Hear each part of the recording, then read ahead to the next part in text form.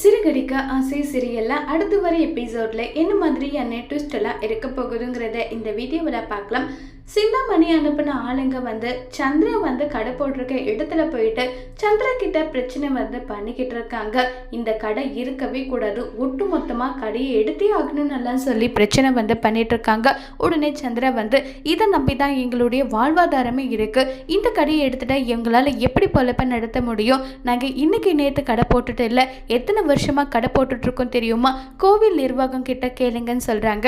இப்ப கோவில் நிர்வாகத்துல இருக்கவங்க அம்மா மேல் இடத்துல இருந்து வந்த உத்தரவுமா, இங்கெல்லாம் கடை போடக்கூடாதான்னு நல்லா சொல்லிட்டு இருக்காங்க.